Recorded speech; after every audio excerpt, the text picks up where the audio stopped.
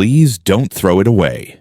But when the millionaire saw her baby, everything changed. Before we begin, can I ask for your support? We've noticed the channel slowing down lately, and subscribing is the simplest way to lift it back up. It's quick, free, and helps us bring you even more inspiring content. Let's build this community together. Comment your city or country below, and let's see how far our stories reach. Thank you, and let's get started. Rain had been falling over Seattle since morning, a soft gray curtain blurring the skyline into watercolor. Inside Aurelia, the city's most exclusive restaurant, the world felt far away, warm, dim, and quiet. Chandeliers shimmered like droplets of glass, and a jazz trio played something slow and elegant. At a corner table sat Lucas Hale, 45, founder of one of the biggest AI health startups in the country. His navy suit was immaculate, his watch gleaming in the candlelight. Around him, people whispered about business deals and weekend plans, but he wasn't listening.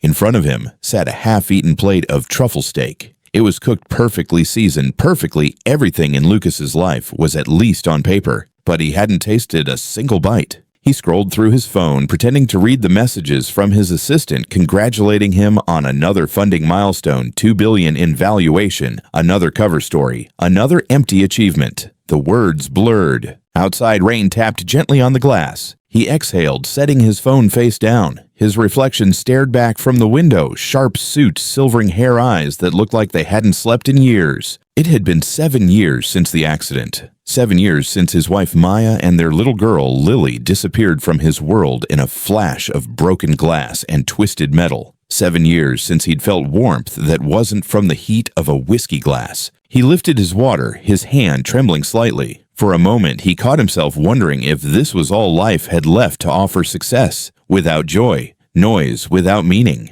Then he heard it. A voice, soft, shaky, but clear, cut through the quiet hum of conversation. "Please, don't throw it away." Lucas looked up. The waiter had stopped mid-step, a silver tray frozen in his hands. Near the entrance, standing just inside the door, was a young woman.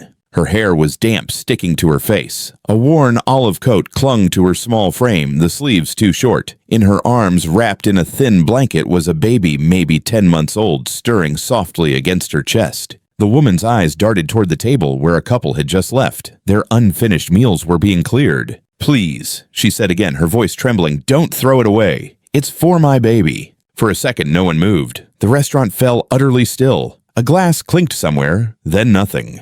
Lucas blinked, unsure if he'd heard her right. The waiter, flustered, stepped toward her. "Ma'am, I'm sorry, but this is a private establishment. You can't." "I won't cause trouble," she whispered. "He's just hungry. I thought maybe." Her words trailed off as she looked down at the child, pressing him closer to her chest. The baby made a small sound, half cry, half whimper, and the woman winced as if the sound itself broke her. Every table was watching now. A few faces turned away. Others stared uncomfortable. Lucas's throat tightened. He didn't know what made him stand. Maybe it was the way her fingers trembled, or the rawness in her eyes, something fragile but fierce. He raised a hand gently toward the waiter. "It's okay," he said, his voice steady but low. "Give it to her." The waiter hesitated, then slowly placed the wrapped leftovers into the woman's hands. She didn't dive at it, didn't tear it open. Instead, she knelt down right there on the marble floor, pulled a small plastic spoon from her coat pocket, and unwrapped the food with the careful grace of someone handling something sacred.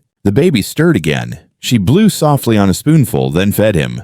The child opened his mouth instinctively, his little hand patting her arm as he tasted the warmth. A tiny sound, a laugh, escaped him, a sound so pure and innocent it sliced through the heavy silence like sunlight through clouds. Lucas's breath caught. He hadn't heard a sound like that since Lily. The woman smiled faintly, tired, tender, proud. Not the smile of someone begging for pity, but of a mother who'd found a way, even if only for tonight. Lucas's vision blurred. He looked away, blinking rapidly, his pulse pounding in his throat. He turned back, but he couldn't stop watching. Every movement she made felt deliberate, patient, full of love. The way she steadied the spoon, the way she brushed her thumb across the baby's cheek, the way she whispered something too soft to hear, but it made the baby giggle again. "That's it," she murmured. "You're okay now, sweetheart. You're safe." Safe. The word echoed in Lucas's head like a forgotten prayer. Around them, no one spoke. The clinking of silverware had stopped completely. Even the music seemed to fade. And for a moment, Aurelia, that temple of wealth and exclusivity, became something else entirely, a quiet sanctuary for a love money could never buy. The woman finished feeding the baby and wrapped the leftovers back in the cloth, folding the corners carefully. She stood, adjusting the blanket around the child. Then she looked at Lucas. Just one look. Their eyes met, and it wasn't gratitude she gave him. It was something deeper. Recognition. A strange kind of mirror. He wanted to say something, anything, but no words came. Instead, she nodded once. Not in thanks, but in understanding. Then she turned and walked toward the door, her shoes squeaking softly against the polished floor. The doors opened, and the sound of rain rushed in. Within seconds, she was gone, swallowed by the city's wet darkness. Lucas stood there, frozen, his hand still half raised, as if reaching for something he didn't understand. The waiter glanced at him, unsure what to do.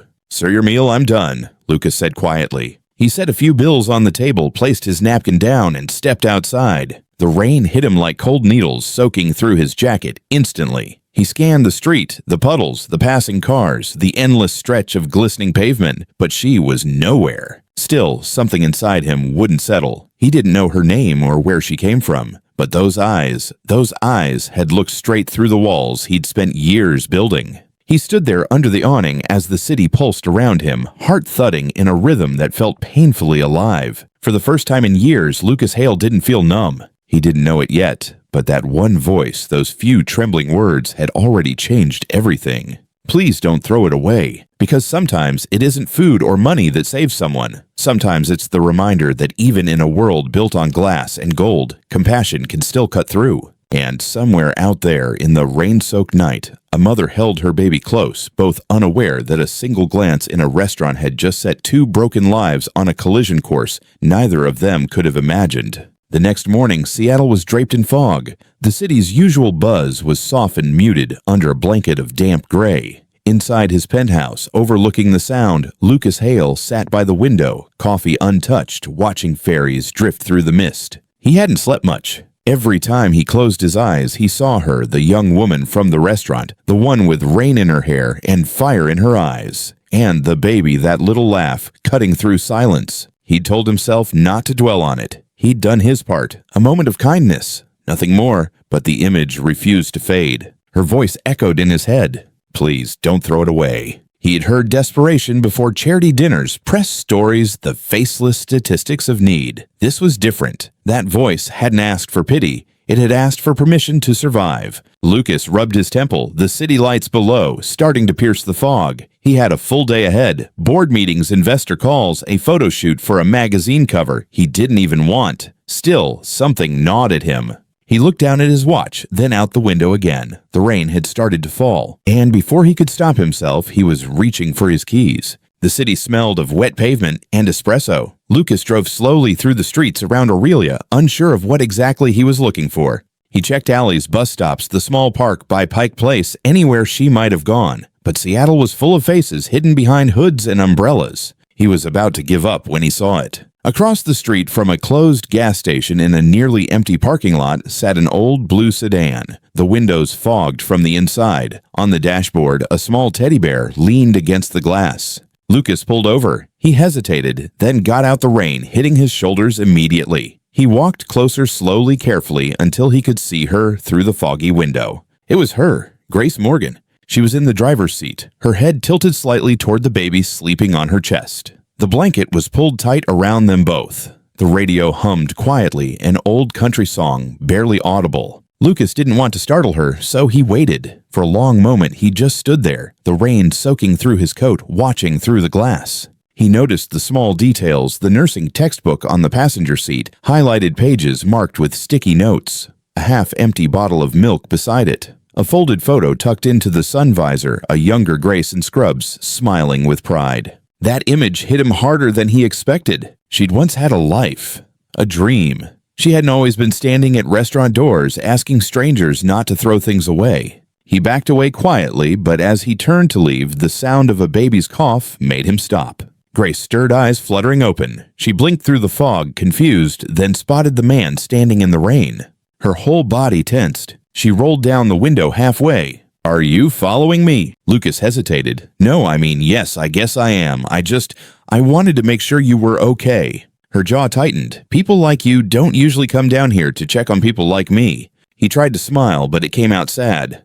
You're probably right. Silence, only the sound of rain tapping against metal. Lucas shifted awkwardly. You were at Aurelia right last night. She nodded cautiously. Yeah, sorry about that. I know I shouldn't have gone in. I just saw all that food going to waste, and... She looked down at the baby. He hadn't eaten since morning. Lucas's throat tightened again. You don't have to apologize. Grace glanced at him, still guarded. Why do you care? I don't know, he said honestly. Maybe because you reminded me what it means to. That made her pause. For the first time, her expression softened. The baby stirred, fussing a little. Grace reached for the bottle, testing the temperature on her wrist. Lucas instinctively took a small step closer. What's his name? He asked. Liam, she said quietly. He just turned 10 months last week. He's beautiful, Lucas said. Grace smiled faintly, brushing a strand of hair from the baby's forehead. Yeah, he's... everything. The wind blew rain across the cracked pavement. Lucas noticed her hands, red from cold, trembling slightly. He wanted to offer help, but the wrong words could break whatever fragile trust was forming. Look, he said gently, I don't want to make things weird. If you ever need food or a place to stay, I can... No, the word came fast, sharp. I'm not asking for money. Lucas nodded slowly. Okay, I didn't mean to offend you. Her shoulders dropped. You didn't. People think because I'm here I'm helpless. I'm not. I just need a break that doesn't come with a price tag. He studied her face, how young she was, and yet how old her eyes looked. Fair enough, he said quietly. The baby made a soft noise, his little fist clutching Grace's jacket. She kissed his forehead, whispering something that made him settle instantly. You're really good with him, Lucas said. Yes, she murmured. Guess I had to be. Rain ran down the car window in silver streaks. The city around them blurred into background noise. For a long while, they just sat there, her in the car. Him outside, two people who had no reason to know each other, bound by a moment they both couldn't explain. Finally, Grace spoke. You should go. You'll get sick out there. Lucas almost laughed. Maybe that wouldn't be the worst thing. She looked at him curiously. You talk like someone who has everything but still feels empty. That one landed. He looked down, hands in his pockets. You're not wrong. Grace exhaled, fogging up the window again. Well, I don't have much, but I know one thing. What's that? Sometimes it's not about what you have. It's about who's still here. Lucas met her eyes again through the rain. For a brief, fragile moment, it felt like the world had shrunk to just the three of them, the man, the woman, and the baby, asleep between them. He nodded once.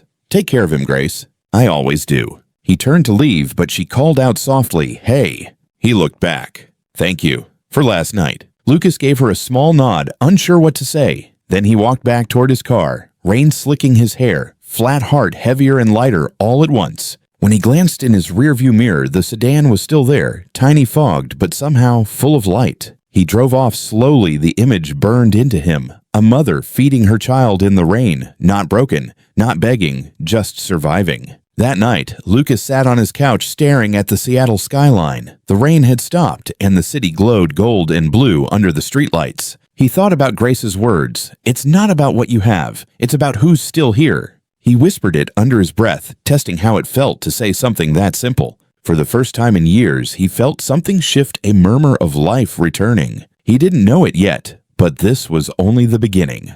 A single act of kindness had opened a door he thought was locked forever. And somewhere in the same city in that old blue sedan, a young mother held her child close, humming softly to keep him warm, never realizing that her voice had already found its way into a billionaire's heart. For the next few days, Lucas Hale told himself he was done thinking about her. He told himself that what happened was a moment, a spark of empathy, nothing more. But the truth was, her voice kept replaying in his mind. The rain on the car roof, the way she said her son's name, Liam, the quiet strength behind her exhaustion. Even in meetings, her words would drift back like an echo. Sometimes it's not about what you have. It's about who's still here. He'd stare at spreadsheets, at investor emails, and feel that sentence pull him back to something real. By Friday night, Seattle's rain had returned heavier this time, washing down the windows of his penthouse like sheets of glass. Lucas sat by the window again, a half-empty glass of whiskey beside him. He hadn't touched it. He was just watching. The city lights flickered on the water, and in their reflection, he saw his own face, tired, hollow searching. Finally, he stood up, grabbed his coat, and walked out the door. The streets were nearly empty. Streetlights glowed gold through the fog, and water pooled along the sidewalks. Lucas drove the same route as before, the long way around Pike Place, then down toward Fremont. He didn't admit it to himself, but he was looking for that blue sedan. It didn't take long. He spotted it parked behind a row of abandoned warehouses just beyond a flickering streetlight. The car was the same rusted-tired, but still standing. He parked across the street, engine off. For a moment, he just sat there watching. The rain pattered softly on the windshield. Through the fogged window of Grace's car, he could see a small light, the glow of her phone. She was sitting in the back seat, legs curled under her reading something. The baby was asleep on her lap. The sight hit him harder than expected, the quietness of it, the strength. Grace looked worn but calm, her hair tied up messily, her coat draped over Liam like a blanket. She was highlighting something in a textbook, mouthing the words to herself. Even in the cold, even with nothing, she was still trying, still studying, still dreaming. Lucas felt a strange ache in his chest, admiration, guilt, maybe both. He rolled down his window just enough to hear. The faint sound of her voice drifted through the rain. "You are my sunshine, my only sunshine." Her lullaby. The same song he used to hum to Lily when she couldn't sleep. For a moment, he couldn't breathe. His grip tightened on the steering wheel. The memory of his daughter's laughter came rushing back, her curls bouncing as she clapped along, her voice high and sweet. He swallowed hard, forcing the image away. But the ache remained. Grace kept singing softly, her voice trembling, but steady. The baby's tiny fingers clutched her sleeve, his breathing even.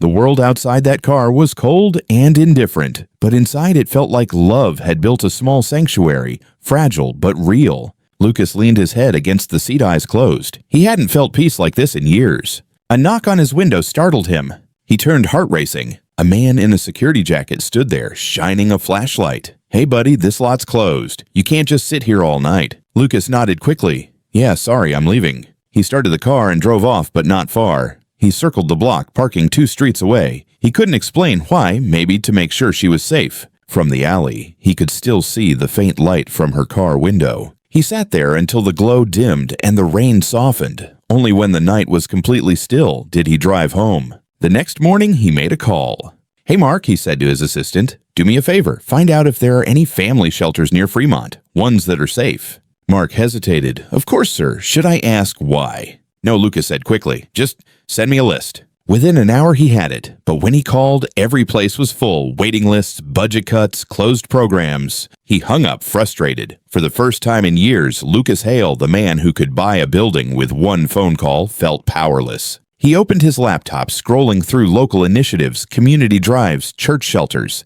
Then an idea came to him. He didn't want to rescue Grace. He didn't want to make her feel like a charity case. He just wanted her to have a chance to breathe. That evening, as the sky turned violet over the Sound, Lucas stopped by a grocery store. He filled a basket baby formula, diaper soup, clean blankets, a pack of wipes, a small stuffed bear. At checkout, the cashier smiled. New dad. Lucas hesitated, then smiled faintly. Something like that. He paid and left without explaining. By midnight, he was back in the same lot. Grace's car was there, dark except for the dim glow of the dashboard clock. He parked a few yards away, his headlights off. Then he stepped out quietly, umbrella in one hand, the grocery bag in the other. The rain had softened into a mist. He approached the sedan slowly, careful not to startle her. Through the window, he saw her asleep, head tilted back, arms wrapped protectively around Liam. The baby's tiny hand rested against her heart. Lucas crouched down and gently placed the bag by the back tire. He hesitated for a moment, then took out a small note card from his pocket. He wrote in neat letters, "For Liam, no strings attached." He tucked the card inside the grocery bag and stepped back. Before leaving, he looked through the fog glass one last time. Grace's face was peaceful, even in exhaustion. The baby stirred but didn't cry. Something about that sight, the stillness, the tenderness, stayed with him.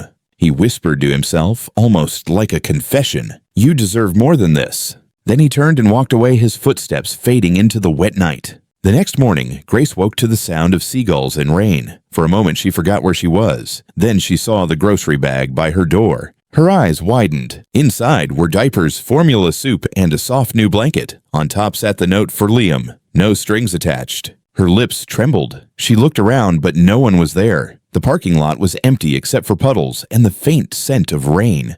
She bit her lip, holding back tears. Who would do this? Why her? She picked up Liam, who smiled sleepily. "Look, baby," she whispered, "you've got your first guardian angel." For the first time in weeks, she let herself breathe. That night, as the rain began again, Lucas sat at his piano, a beautiful black grand that hadn't been touched since his wife's funeral. He placed his hands on the keys, unsure what to play. Then, without thinking, he began to hum. "You are my sunshine, my only sunshine." He froze. The words caught in his throat. He pressed a single note, soft, fragile, and let it fade. Then he closed the lid and whispered to the empty room, "I hope you're warm tonight." Outside, the rain fell steady and calm, and somewhere across the city, in a car lit by the glow of streetlights, a young mother fed her child warm soup wrapped in a new blanket, unaware that a stranger miles away was learning how to feel again. The rain didn't stop that week. Seattle was wrapped in a blanket of gray, the kind that blurred time. Days melted into each other. Nights arrived without warning. For Lucas Hale, the routine was the same: morning meetings, quick calls, the endless hum of productivity. But under it all, something had shifted. He found himself checking the weather near Fremont every night, wondering if that old sedan was holding up against the cold. He'd started leaving small packages quietly at dawn, a thermos of soup one day, a pack of diapers the next. Always with the same note. For Liam. He didn't expect thanks. He didn't even expect her to know it was him. Somehow, it was enough to know she and the baby were okay. But part of him couldn't stay invisible forever. By the end of the week, he found himself driving to that same lot again, not to drop something off, but to see. It was early evening. The sun had sunk behind the skyline, leaving a bruised violet glow over the water. Grace was outside the car this time, leaning against the hood, the baby in her arms. She was humming softly, rocking him to sleep. The sight made Lucas stop in his tracks. There was something about her, not just the exhaustion in her face, but the quiet dignity she carried, even in that moment. Like the world had thrown her to the edge and she'd refused to fall. He hesitated, then took a few cautious steps forward. Grace noticed him immediately. Her whole body stiffened. "You again," she said, voice low. Lucas lifted his hand slightly, a peace gesture. "I'm sorry, I didn't mean to scare you." "You've been leaving things, haven't you?" He paused. "Yes." "Why?" He exhaled. "Because I wanted to help." She studied him, eyes sharp despite the dark circles beneath them. People usually want something back when they help. "What do you want?" Lucas looked at her, really looked, and said quietly, "Nothing." The word hung there, impossible and heavy. Grace's eyes softened, though her stance stayed cautious. "You really think I believe that?" He almost smiled. Probably not. The baby stirred, and she bounced him gently, whispering something that made him settle again. Lucas nodded toward the car. "Is he warm enough?" "He's fine," she said, then sighed. "The heater works half the time. When it doesn't, I wrap him up in everything we have." Her voice cracked a little. "I'll figure something out. I always do." There was no self-pity in her tone, just exhaustion. Lucas took a step closer. "Let me get you both a hotel for a few nights. No questions. Just until the rain passes." "No. Grace, it's freezing. You can't stay in this car forever. I'm not taking your money." "I didn't say money," he said softly. "Just a room, somewhere safe. You don't owe me anything." Her lips pressed together, a flicker of conflict passing through her eyes. "You don't get it. Every time someone helps me, they want to own my story after." He nodded slowly. "Then let me stay out of it. I'll make the call. You don't even have to tell me where you go." Grace looked away, biting her lip. For a long time, neither of them spoke. The only sound was the rain tapping on the hood, soft and steady. Then quietly she said, "I used to think life would be simple. Finish school, become a nurse, take care of people. Then I got pregnant. The father left. My parents kicked me out. That was that." Lucas listened, hands buried in his pockets. "How old were you?" 23. And now, 26. Feels like 40. He gave a small, sympathetic smile. "You know I'm 45. Feels like 80. That got a laugh out of her, small but real, the first sound of warmth between them. "Guess we're both bad at math," she said. "Guess so," he replied. The tension between them eased slightly enough for silence to feel less sharp. Grace shifted Liam's weight against her shoulder. "You said you're not a people person. What changed?" Lucas's gaze dropped to the ground. "A car accident. 7 years ago. My wife and daughter. It was raining just like this." Grace's breath caught. "I'm sorry." He nodded. "I stopped living that day. I just didn't realize it until you walked into that restaurant." Her eyes flickered. "Because I reminded you of them." "No," he said, shaking his head. "Because you reminded me what it looks like to care again." Grace looked down at the baby in her arms, then back at him. "You're strange, you know that." He smiled faintly. "You're not the first to tell me." They stood together in the rain for a while, neither quite ready to leave. Finally, Grace spoke. "If I take that hotel room, it's just for a few nights. I don't want favors. I don't want charity." "Deal," he said. She hesitated, then handed him the baby's bottle. "Hold this for a sec." Lucas froze, caught off guard. "You trust me with it." "You brought formula, didn't you?" she said, raising an eyebrow. "Might as well make yourself useful." He laughed, a quiet, startled sound that felt foreign in his own throat. She climbed into the driver's seat to grab her bag while he stood there holding the bottle awkwardly. Liam blinked up at him, wide-eyed and curious. "Hey there," Lucas murmured. "You've got quite a mom, you know that." The baby responded with a small noise, something between a coo and a sigh. When Grace returned, she looked at the two of them and shook her head. "You look terrified." "I'm not great with babies," he admitted. "Neither was I," she said softly, "until I had to be." An hour later, they stood in the lobby of a small family-run motel off Aurora Avenue. The neon sign buzzed overhead, flickering between red and gold. Lucas spoke briefly with the clerk, paying for a week upfront, no names, no ID. When the clerk asked about check-in details, Lucas just said, "It's a gift." Grace carried Liam, the baby's head resting on her shoulder, eyes heavy with sleep.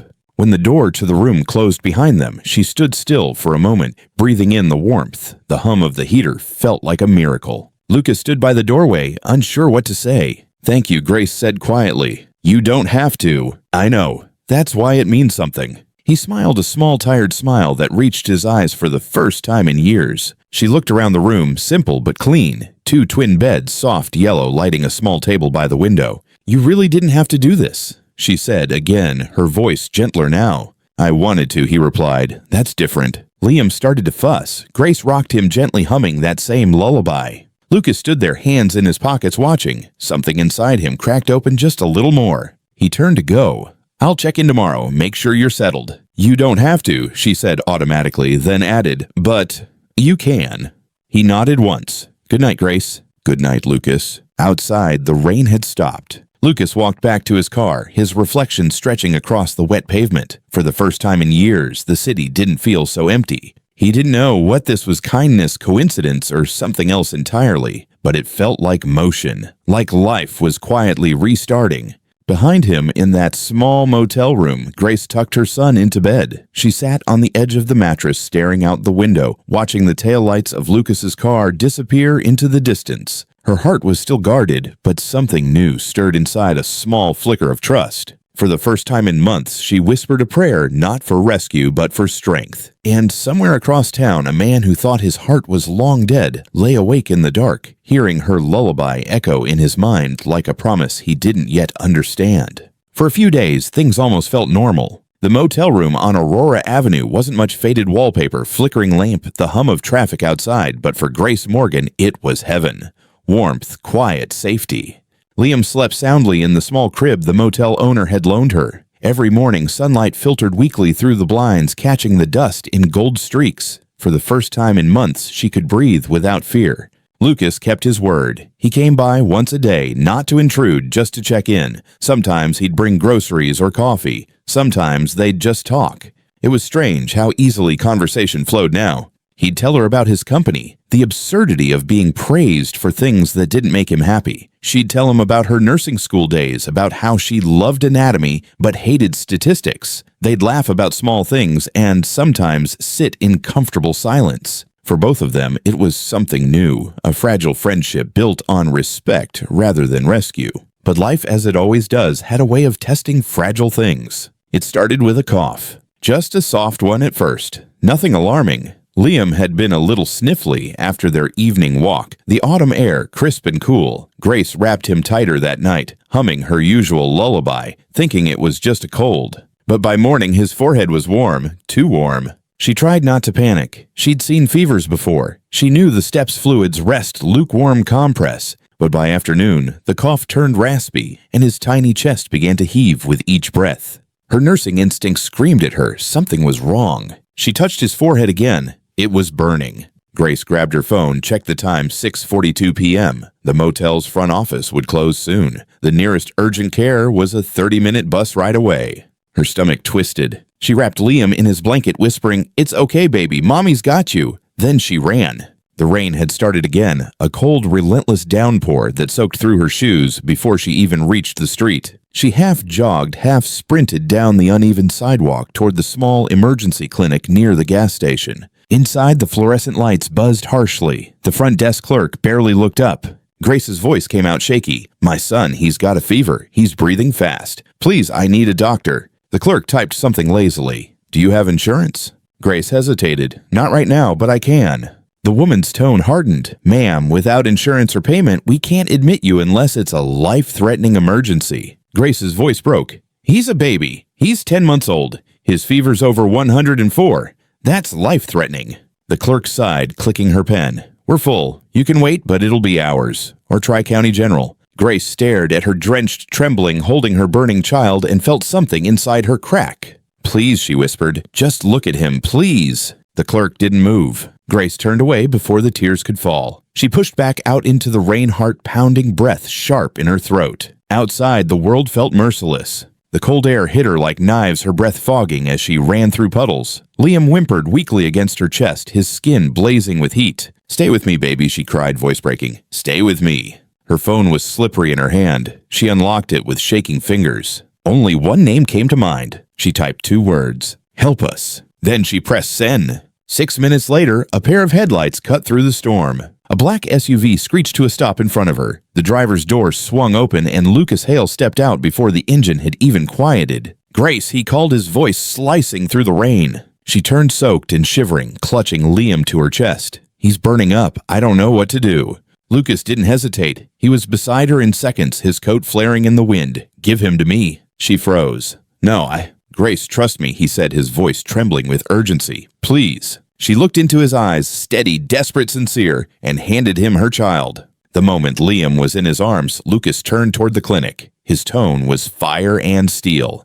"I need a doctor, now." The clerk from before started to speak, but Lucas slammed his palm on the counter. "This child has a critical fever," he said, voice sharp enough to cut glass. "You get someone right now, or I'll buy this clinic and fire every one of you." The woman blinked, startled. Within seconds, 2 nurses appeared, ushering them through the swinging doors. The next hour blurred into motion monitors, thermometers, quiet beeps. Grace sat in the corner of the small exam room, soaked through fingers knotted together. Lucas stood beside her, still dripping rain onto the tile floor. A nurse called out readings to the doctor. Temps 104.5, pulse 170, oxygen 88. Grace's stomach dropped. The doctor, calm but firm, nodded. "Let's start IV fluids and get the fever down. He's dehydrated." Grace covered her face with her hands, trying not to sob. She felt a hand on her shoulder. "Lucas." He didn't say anything, just stayed there, solid, steady, quiet. Minutes passed like hours. The rhythmic beeping of the monitor filled the silence. Then finally a sound she'd been praying for, a soft cry. Grace lifted her head. Liam was awake, whimpering but breathing easier. The doctor smiled faintly. "He's stabilizing. We'll keep him overnight for observation." Grace's whole body went weak with relief. She buried her face in her hands, shaking. Lucas crouched beside her. "Hey," he said softly, "he's going to be okay." She nodded, unable to speak. Then, without thinking, she leaned into him, not for comfort, but because she simply couldn't hold herself up anymore. Lucas wrapped his arms around her, tentative at first, then firm. She cried silently into his shoulder as the fluorescent lights hummed above them. No words, no promises, just the sound of rain against the window and 2 people who had both forgotten how to breathe, learning to do it again. Hours later, the room was quiet. Liam was asleep, color returning to his cheeks. Grace sat beside his bed, one hand resting lightly on his chest. Lucas sat on the opposite side watching. The lines of exhaustion on her face were softened, now replaced by something almost peaceful. "You came," she whispered. Lucas looked up. "Of course I did." She smiled through tears. "I didn't think anyone would." He didn't know what to say, so he reached out and took her hand. She didn't pull away. They sat like that for a long time, their fingers intertwined, saying nothing. By morning, Liam's fever had broken. The doctor assured them he was stable and could be discharged later that day. Grace couldn't stop watching him, every breath, every tiny movement. Relief and exhaustion swirled together until she felt hollow. When she finally looked up, Lucas was still there. He hadn't left all night. "Did you sleep at all?" she asked. He smiled faintly. "Did you?" She shook her head. "Not really." They shared a quiet laugh. The nurse came in with discharge forms, and Grace hesitated before signing. What if it happens again? Lucas spoke gently. Then we'll handle it. Together. Her eyes met his. We. He nodded. If you'll let me. Grace didn't answer right away. She looked at Liam, then at Lucas. The man who had found her in the rain, who had shouted down an entire clinic, who hadn't asked for anything in return. Finally, she whispered, okay. Later outside the hospital, the storm had passed. The air was sharp and clean, the clouds breaking just enough for sunlight to slip through. Grace stood by the curb holding Liam close, the baby's tiny hat slightly crooked. Lucas opened the SUV door. Where to? She hesitated. Back to the motel, I guess. He glanced at her, then at the baby. How about breakfast first? Grace smiled, tired but genuine. Breakfast sounds perfect. They drove in silence, the city coming alive around them, people rushing to work, coffee shops steaming up their windows. At a small diner on the edge of Capitol Hill, they sat in a booth by the window. Lucas ordered pancakes for her coffee for himself and mashed bananas for Liam. Grace fed her son, slowly smiling each time he giggled. Lucas watched the same way he had that first night in Aurelia, but this time the silence between them wasn't distant. It was warm, familiar. She caught him staring and laughed. What? He shook his head. Nothing. Just, you make it look easy. Being a mom, she asked. He nodded. She smiled faintly. It's not, but it's worth it. He looked at her eyes soft. Yeah, it is. When they left the diner, sunlight broke fully through the clouds, scattering light across the wet pavement. Grace turned to him, adjusting Liam's blanket. You didn't have to do all this, you know. I wanted to, he said simply. She studied him for a long moment. You keep saying that. You ever want something for yourself? Lucas paused. The question hung between them like mist. Then he said quietly, maybe I already found it. Grace looked down, cheeks coloring. You don't even know me. He smiled. I know enough. For a heartbeat, their eyes met a silent promise forming between two people who had both stopped believing in second chances. The wind brushed past, carrying the faint scent of rain and coffee. And for the first time in years, Lucas Hale felt alive, not because of success or wealth or control, but because he had finally remembered what it meant to care. For a while, life felt quiet again. Grace and Liam stayed at the motel while Lucas helped her look for an apartment. He didn't push, didn't hover, just showed up when she needed him. Sometimes they met for breakfast. Sometimes they took walks by the pier when the rain stopped.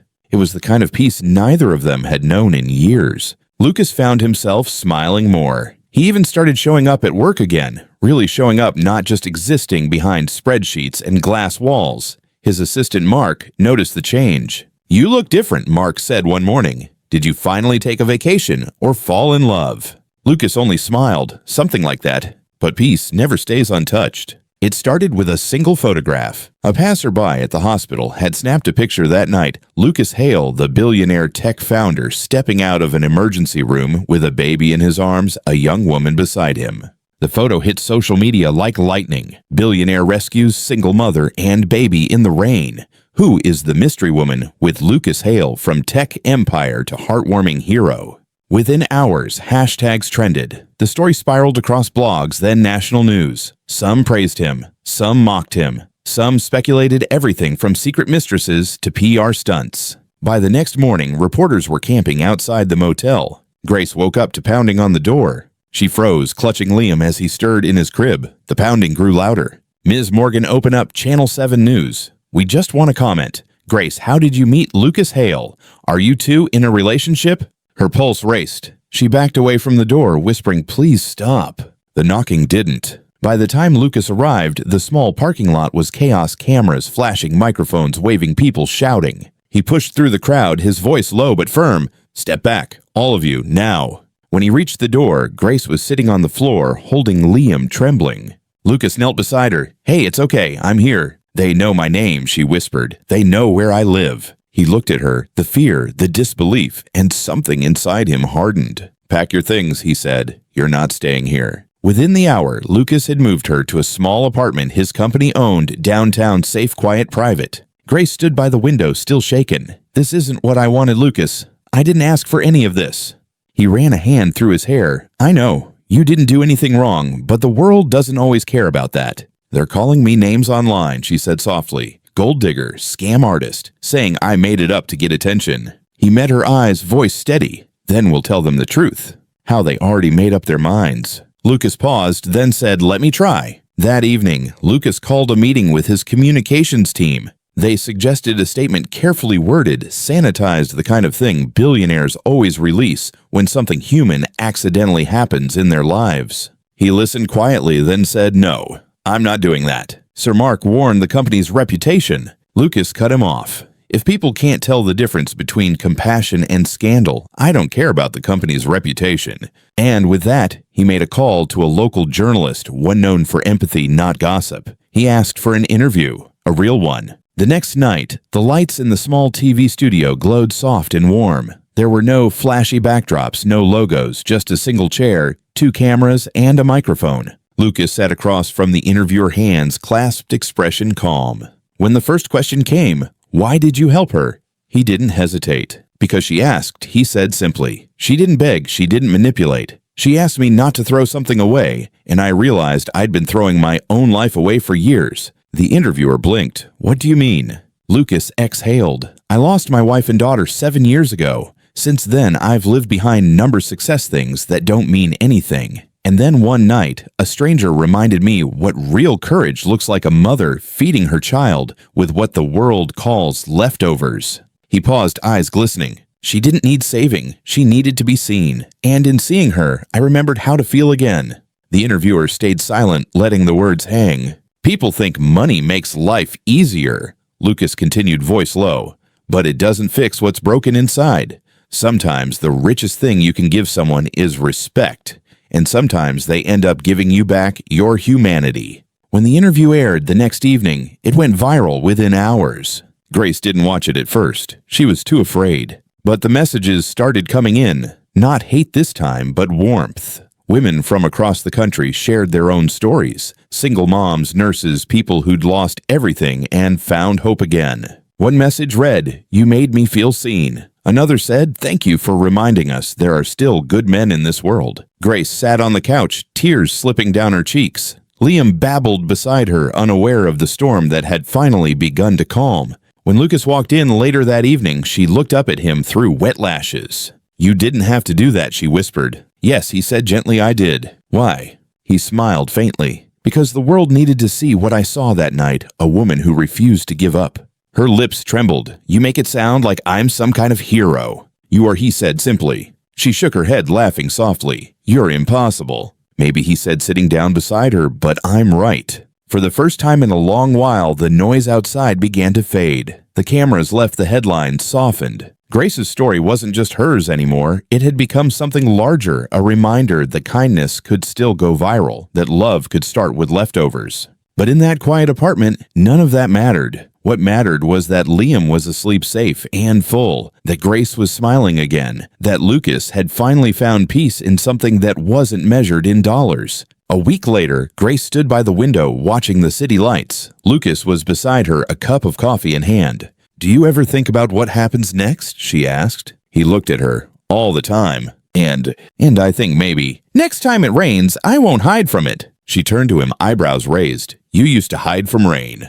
He smiled. "For 7 years. It reminded me of everything I lost. Now it reminds me of the night I found something worth keeping." Grace's breath caught not at his words, but the truth behind them. For a moment, they just stood there, side by side, the city reflected in the glass. Liam stirred softly in his crib, letting out a tiny laugh in his sleep. Lucas glanced over and smiled. "He's going to be okay, you know." Grace nodded. "Yeah, I think we all are." Later that night, when the apartment had gone quiet, Grace scrolled through her phone. The last headline about them read, "A story of compassion that changed 2 lives and maybe ours too." She locked the screen and whispered to herself, "Not changed, saved." Across the room, Lucas was dozing on the couch. She looked at him, really looked. The lines of fatigue softened his face, gentler than she'd ever seen it. A warmth filled her chest, something new, something real. Outside, rain began to fall, again gentle this time, like a lullaby against the glass. And in that sound, soft, rhythmic, alive, the world felt safe again. Spring arrived quietly in Seattle. The rain hadn't gone, of course, it never really did, but the air was softer now, the kind that smelled like new beginnings. It had been a year since that night outside the restaurant. A year since a trembling voice asked, "Please don't throw it away." A year since 2 broken lives collided and began to mend. Grace Morgan was no longer the woman who lived in her car.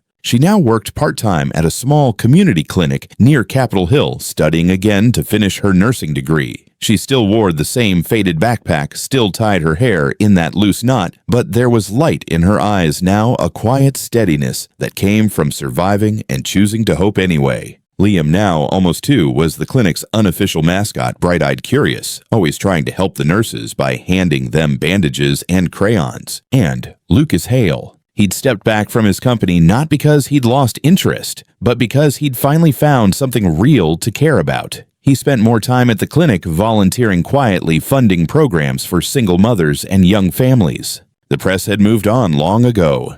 The world had stopped watching, and that was exactly how they wanted it. One bright Saturday morning, Grace and Lucas took Liam to a park overlooking Lake Union. The grass was dotted with early wildflowers and boats drifted lazily across the water. Lucas spread out a picnic blanket while Grace unpacked sandwiches and apple slices. Liam toddled a few feet away, chasing bubbles that glistened in the sunlight. Grace laughed. "He's getting fast." Lucas smiled, eyes following the boy. "You should see him when he spots pancakes. He's unstoppable." She grinned. "Wonder where he gets that from." He chuckled softly but didn't answer. For a moment, they just watched Liam, the way he moved, the way he squealed when a bubble popped on his hand. It was ordinary, simple, beautiful. Later, when Liam finally fell asleep on the blanket, Grace leaned back on her hands, looking at the sky. "You ever think about how weird life is?" she asked. Every day, Lucas said. "1 year ago, I was begging a waiter not to throw away leftovers. And now," she gestured at the sleeping boy beside them,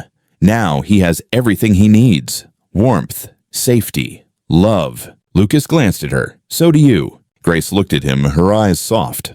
"And you." He hesitated. "I think I finally stopped surviving and started living again." "Because of us?" she asked. He nodded. "Because of you." The wind shifted gently, carrying the scent of the lake. Grace smiled. "You know, when I met you, I thought you were the loneliest person I'd ever seen."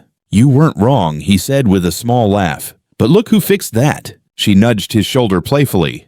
"Don't give me all the credit." "Too late," he said. They both laughed, the kind of easy laughter that comes only after a long season of tears. As the afternoon faded, they packed up slowly. Lucas folded the blanket while Grace lifted Liam into her arms. The little boy stirred, blinking sleepily, then reached toward Lucas. "Up," he murmured. Lucas took him gently, holding him close. The boy's tiny hand rested on his shoulder, and for a moment time seemed to pause. Grace watched something tender flickering in her expression. Lucas looked down at her, smiling. "You know, I used to think miracles were dramatic light from the sky, voices from nowhere, but turns out they're quiet." "Quiet?" "Yeah," he said softly, "like a baby's laugh. Or a woman's voice asking for leftovers. You don't see the miracle until you've already been changed by it." Grace blinked back tears. "You didn't just help me, Lucas," she said. "You gave me a home." He reached out, brushing a strand of hair from her face. "You gave me one, too." As the sun dipped low, they walked back toward the car, Liam nestled between them, one small hand gripping each of theirs. The sky above them turned gold, then lavender, the color of healing. It wasn't a perfect life. There were still bills, long days, and memories that sometimes hurt to touch. But there was laughter now, and peace, and love that didn't need labels to be real. When they reached the edge of the park, Grace stopped and looked back at the field, the trees, the shimmering water. "Crazy, isn't it?" she whispered. "How everything changes when someone just decides to care." Lucas nodded. "Yeah, it's almost like the world starts over." He took her hand and she didn't let go. Later that evening, after they tucked Liam into bed, Grace stood by the window, watching the rain begin again, soft silver familiar. Lucas joined her, slipping an arm around her shoulders. Neither spoke. They didn't need to. Outside, the city lights shimmered against the water. Inside, the quiet felt like a heartbeat.